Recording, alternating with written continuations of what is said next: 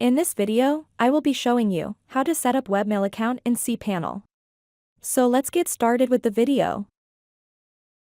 First, you need to sign into CPanel with CPanel username and password, which will bring you to the CPanel settings page.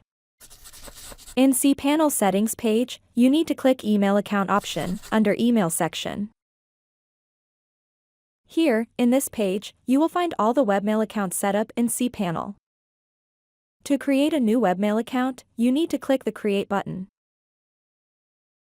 And next, in this page, you need to fill in all the information to create the webmail account.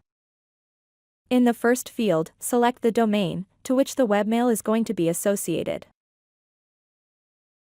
And in the second field, enter the username of the webmail account.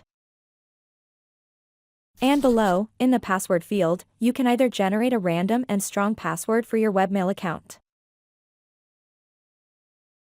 or you can type in your own custom password for the webmail account.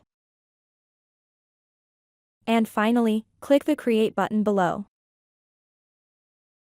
And done, you can see the webmail account has been created in CPanel. With this, we have come to the end of this video. Please subscribe to my channel and click the bell icon to get updates when we add more content.